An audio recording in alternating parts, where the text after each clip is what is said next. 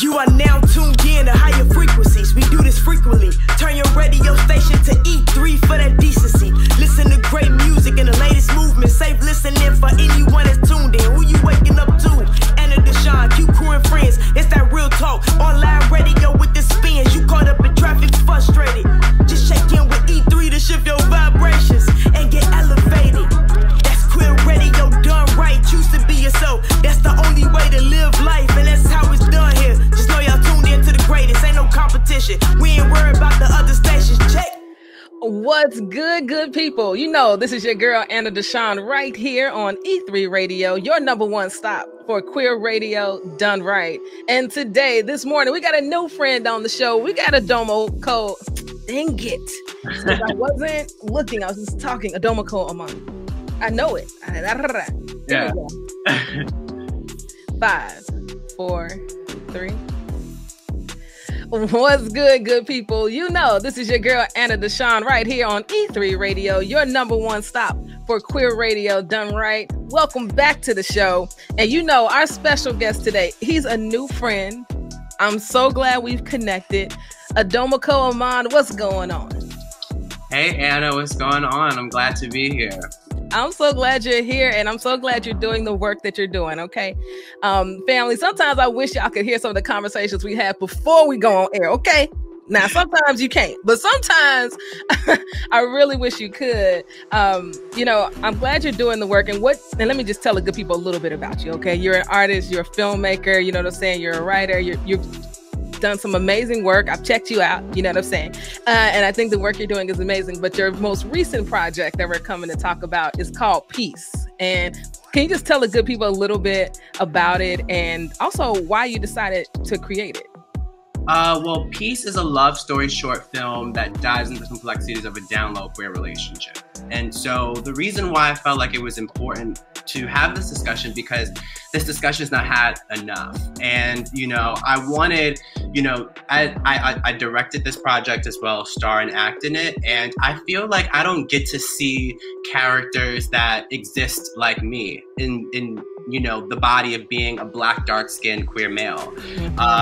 And, you know, when you live in the hood, you know, there's always that dude who's like moving in discretion. And I felt like, you know, to create this story to humanize that dude, you know, to humanize this experience. So that was why it was important for me to tell this story.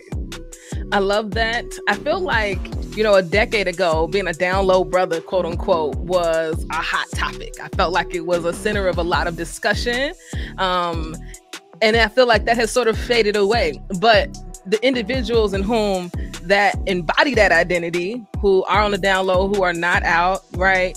Who are in the hood or not in the hood, I feel like it's still very much so a thing and a subculture inside of our alphabet soup we got going on, and very real thing. Yeah.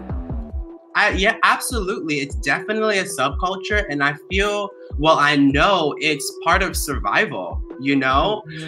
When I was writing this project, and this is just like a small little thing, one thing that I was curious to know was like queer Black people, like queer male Black people who were billionaires, like that are open, and there's none. Like the richest queer person is Giorgio Armani, and there is like 10 queer like billionaire people, but there are no openly out Black queer folks. And I feel like, you know, people feel like it would affect their work, how they are perceived. Even when you're an actor, like once you're queer, it's just like, okay, those are out of the roles. Like this, you can't play this, you can't be that. And, you know, I feel, I can't speak for transgender, you know, women and things like this, but I have a sisterhood with trans women. And I feel like, you know, just as, you know, a queer male and trans women, like we move out of survival, you know? And I feel like when it comes to DL men, they're moving in survival.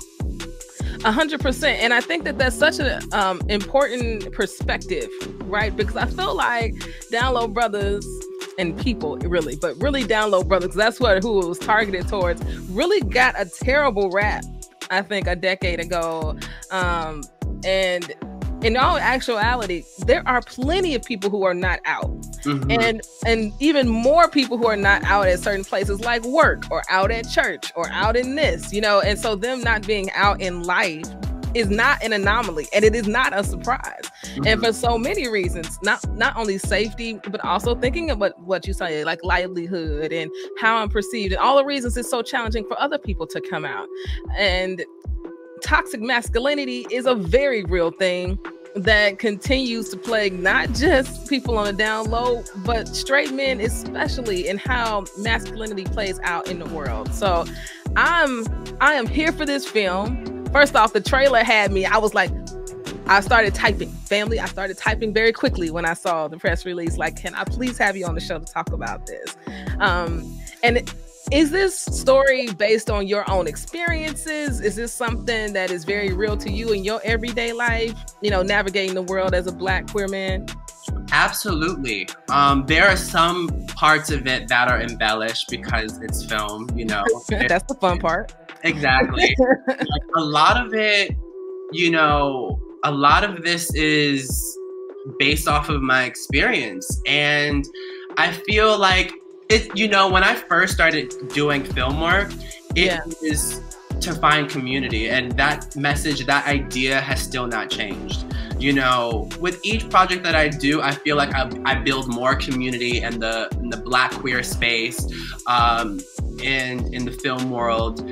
And I'm always in search of answers, you know? You know, the amazing thing about us as queer Black folks is that we get the chance to write our own narrative, especially kind of the fact that we don't get to see our own narrative. It's like, you know, when you're conventionally beautiful and when you fit the norm, it's like the tools are there for you. Like, we as creatives, as Black people, like as LGBTQIA folks, we don't have that. And so we have to find our own ways of survival, of living, of thriving. And, you know, we don't get to see that. And so with this project, it's an effort to telling our stories, but also to like develop discussions about our stories, because I'm like, am I the only one who's going through this? Like, is this like a me thing or this is a we thing? Oh, it's a we thing. Yeah. We know it's a we thing. And what do you think we need to do to see more representation like this, right? Like, what is it going to take for some of those, maybe not billionaires, but we definitely know there's multimillionaires who identify as queer. We know that there's millionaires who absolutely identify as queer and are out. Like, how do we get more stories about down low brothers, around LGBTQ people, especially those of color, you know, on the big screen, on film, in television? How do we get to that place? I feel like it's important for us to not see each other as competition, but to like work in solidarity. You better say it. Say it again. Because the thing, I feel like, you know, some people feel that because their efforts there were so many efforts they had to take to get where they are, that there is like, okay, like, I'm closing the door. And it's important for us to see ourselves and be like, okay, like, it was hard for me, now it doesn't have to be hard for you. Like, it's important for us to support one another. And you know, when you know that friend is having an event or having, you know, some type of, you know, pop-up shop or whatever, you support. And I feel like sometimes people are afraid of that. People feel like their livelihood is at stake. And it's important, you know, for us to always feel like we have support. Like, it's enough already, like, you know, that are like people who are outside of the community of the Black space, or the queer Black space, that look down on us, that kind of, you know, tell us that we're not worthy. And it's important to get that validation from our community and support our stories. Otherwise, like, if we can't support another, who's really winning? That's right. I'm telling you. So in this world, in this business of media, I come across this all the time in regards to this word competition. And people be like, but they're competition. I'm like, there is no competition, okay? Like, let's break down everything that was taught around that and all wrapped around white supremacy, right? There is no competition here. Like, you can win, I can win, we win together. and there's audiences for everybody, right? And there's enough to go around. And I think that what we really need is more amazing art, you know, in the world, depicting the depth and breadth and the spectrum that is our lives. Beautiful, you know, tough, hard. They have challenges, but there's more to us than just the trauma of it all, right? There's more to us than that. There's a lot of joy and there's a lot of happiness, even in the midst of being down low. Okay, and so I can't wait to see the film. Now you got an event coming up on Friday, right? Yes. So what, like I said before, it's important for me to, like, I'm all about community. I mean, I'm a Libra, like, you know, we love our people hard. It's just, so the event basically entails, it's going to reflect all the work that I've done from like the documentary stuff, the other short films I've done, and then we're going to have discussion about the project.